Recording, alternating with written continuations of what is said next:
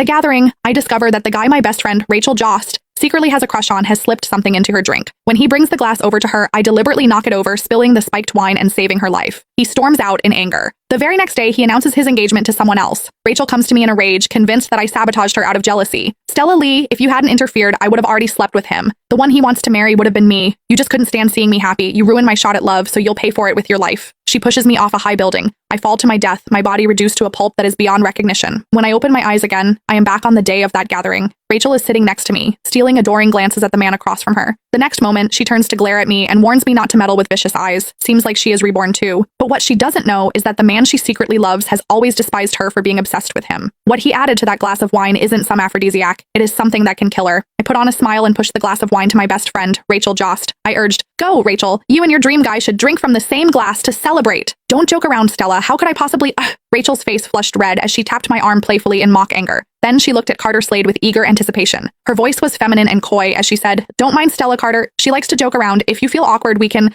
just clink glasses." Upon hearing that, Carter finally looked up and shot me a cold glance. When he spoke, his tone was laced with mockery. "You sure know how to liven up the atmosphere, Stella Lee." I found his response amusing. In my previous life, he had been exactly like this. Even though he loathed Rachel to the core, he didn't dare show it openly as he was wary of the Jost family's power and influence. So he staged this so-called gathering today to shift all of Rachel's attention onto me. In my past life, I knocked over that spiked glass of wine to save Rachel. I saved her life, only to be killed by her in return. After I died, I saw Carter standing in the shadows on the rooftop. He called the police excitedly. "Hello, police! There's been a murder!" He reported Rachel and had her sentenced to life while keeping his own hands completely clean. Now that I'd been given a second chance at life, I wouldn't let either of these lunatics with their hidden agendas get away this time. Since it's a celebration, let's not spoil the mood. Carter's voice pulled me back to the present. I watched as he picked up the wine bottle, the very one he had tampered with, and poured a glass. Then he pushed it toward me. The dark red liquid swirled in the glass. To me, it was like a venomous snake flicking its tongue. "Stella is our guest. You should have the first toast," Carter said. As I stared at the glass in front of me, my heart jolted with fear. Carter was a suspicious man. My unusual behavior just now had put him on guard, so he was testing me. He wanted to gauge whether I had seen him spike the drink or if I was just pretending to be clueless. My life was on the line. I had seen with my own eyes that he had tampered with the wine. If I drank it, whether I lived or died would be entirely up to fate. But if I didn't drink, Rachel would take all her frustration from this failed date out on me. It seemed that only death awaited me either way. "What? Are you going to reject my kind offer?" Carter asked with a raised brow.